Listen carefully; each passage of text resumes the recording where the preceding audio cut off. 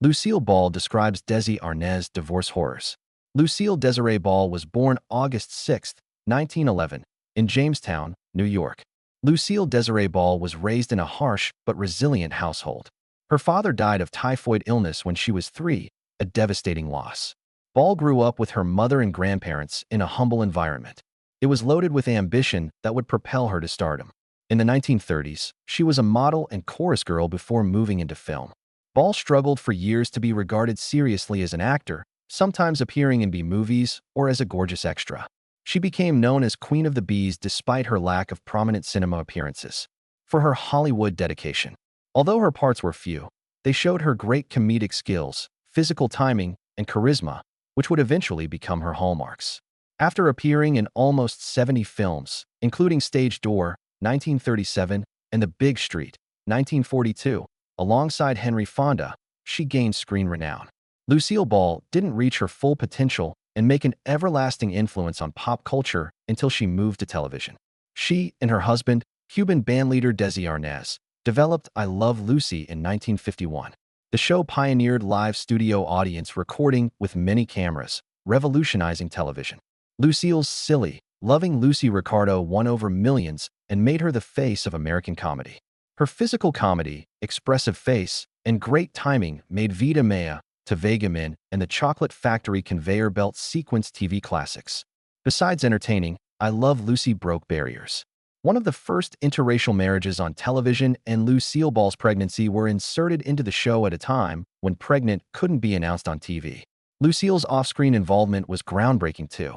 She and Arnaz formed Desilu Productions, which produced I Love Lucy, The Untouchables, Mission Impossible, and Star Trek. She became one of the first women to run a major television studio, setting a precedent for entertainment industry women executives. Lucille Ball's influence lasted beyond television. She appeared in more sitcoms like The Lucy Show from 1962 to 1968 after her 1960 divorce from Arnaz.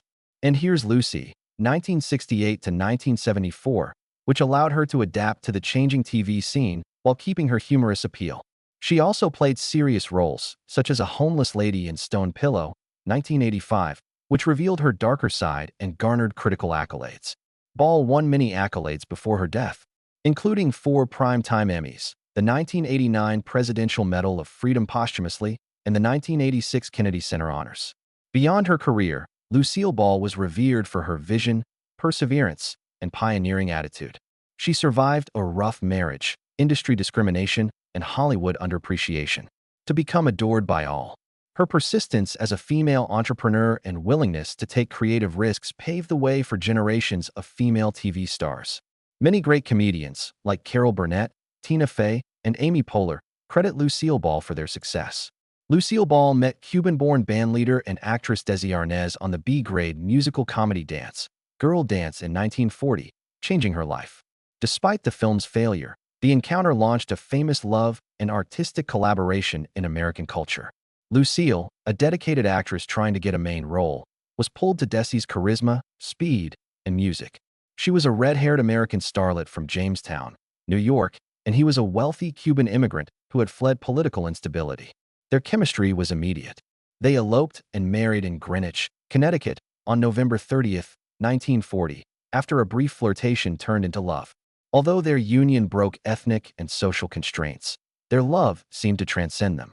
The early years of their marriage were not ideal. Lucille and Desi were career-focused.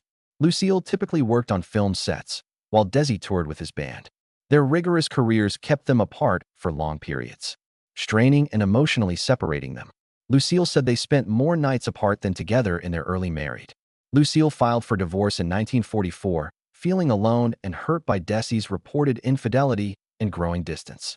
Even if the legal proceedings were costly, their deep emotional relationship was too powerful to break. The couple reconnected before the divorce, resolving to try again and make the marriage work. Lucille wanted children but struggled as a mother. She suffered emotional and bodily pain from miscarriages in 1942, 1949, and 1950. These losses devastated her, especially as she struggled to balance her desire for children with her fast-growing profession. Despite these hurdles, Lucille wanted to have children.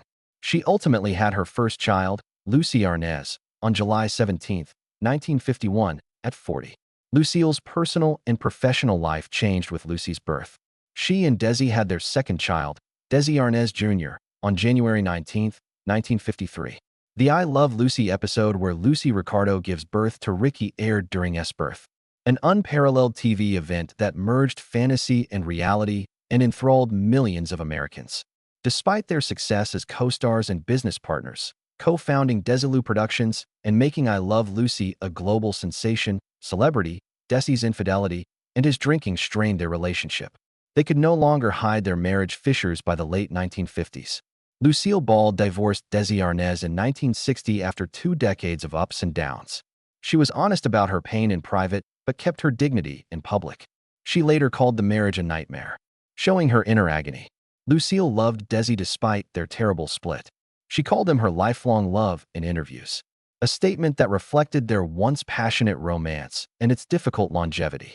Lucille met comedian Gary Morton in 1960 and married him in 1961 after her divorce. New York stand-up comedian Gary offered Lucille a calmer, more grounded presence. Gary didn't want her spotlight, unlike Desi. Instead, he unconditionally supported her throughout her career. He gave her joy and loyalty when she needed it. They married without the public turmoil of her first marriage and stayed together until Lucille Ball's 1989 death. Gary gave Lucille the emotional calm she had long sought by providing a relationship based on comfort, respect, and companionship. Lucille Ball's 1960 divorce from Desi Arnaz was more than a breakup. She suffered the terrible unraveling of a well-held hope. The public knew them as the golden pair of television, the faces of I Love Lucy. Their on-screen chemistry reflected happiness. Behind the scenes, their marriage was in trouble. Obsession with fame and Desi's issues. Lucille Ball openly discussed her divorce's misery, disillusionment, and heartbreak in later interviews. She characterized it as a long, excruciating decline into loneliness and emotional weariness. She admitted that she and Desi loved one another profoundly, but their continual tension and bitter arguments left her exhausted and terrified. Alcohol, infidelity, and resentment over their changing power dynamic in Hollywood had transformed the guy she had adored for his charm, passion, and charisma.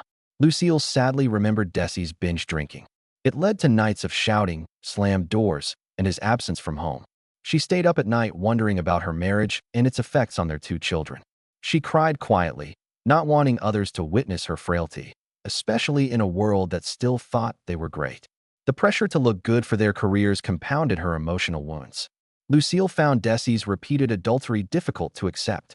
She had tried to forgive him multiple times to keep the family together, but the betrayals eroded their trust.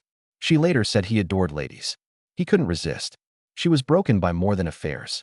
She felt invisible in his sight, thought her attempts to establish something sacred were being neglected and abandoned.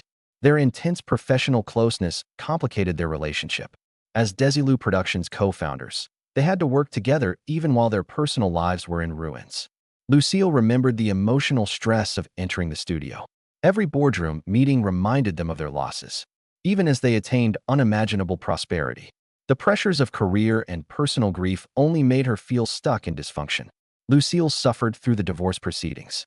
Even though they were handled privately with little press coverage, they devastated her emotionally. She felt broken and like a failure as a wife, but as a woman who believed so strongly in love, she felt guilty and self-blame, wondering whether her ambition and strength had drove Desi away. Through reflection, she realized their marriage was unsustainable long before the final papers were completed. Lucille loved Desi through everything. She often called him her life partner. They maintained an undefined bond following their separation. She looked back on their narrative with sadness and longing, remembering the magic they made and the damage they suffered. Lucille was devastated when Desi died in 1986. Their final phone call, days before his death, was generous, forgiving, and loving. Her friends say she whispered, "I love you one last time."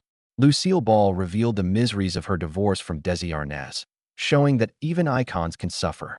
Her bravery in discussing the emotional toll of her marriage touched viewers, especially women who had faced similar challenges.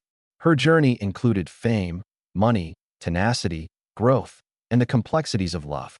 After suffering severe chest pains, Lucille Ball, one of the most adored and iconic women in American television history, was transported to Cedars-Sinai Medical Center in Los Angeles on April 18, 1989. At 77, Ball's health was already deteriorating, and this new pain indicated something more dangerous than heart disease. After a series of urgent diagnostic procedures, she was diagnosed with a dissecting aortic aneurysm, a life-threatening illness in which the inner layer of the body's main artery breaks, allowing blood to rush between artery wall layers and separate them. She was in imminent danger from the aneurysm near her heart. For this medical emergency, doctors quickly prepped Ball for a complex and risky surgery. She underwent a 7-hour surgery that day. Her aorta was repaired and an artificial aortic valve inserted to restore circulatory function. Her age and severity made the surgery high risk. It originally seemed successful. Ball survived the operation and appeared to be recovering. Her loving family, close friends, and millions of followers worldwide waited for good news concerning her condition. Too bad the relief was brief. 8 days later, while still in Cedars-Sinai, she woke up in excruciating back agony in the early hours of Wednesday, April 26th. She was virtually paralyzed by the anguish. After alerting medical staff, she lost consciousness. Hospital staff rushed to save Lucille Ball, but she died around 5:47 a.m. Pacific Daylight Time. Her sudden death shocked both her medical staff and the public. After additional inspection, doctors determined that she died from a ruptured abdominal aortic aneurysm, a sudden and catastrophic failure in the lower aorta. This was rendered worse by the fact that the rupture happened in a segment of the artery unrelated to her previous surgery. The medical team's prior intervention, albeit necessary and properly executed, had little effect on this fresh and unexpected rupture in a different site. Even the best doctors could not have predicted or stopped this harsh and tragic turn of events. Lucille Ball's death ended a remarkable life and career that impacted American entertainment. Her demise grieved her loved ones and a nation. The red-headed comedy pioneer who brought laughter to countless families was admired worldwide. Her death reminded us of the unpredictability of human health and the fragility of even the strongest spirits, despite modern advances.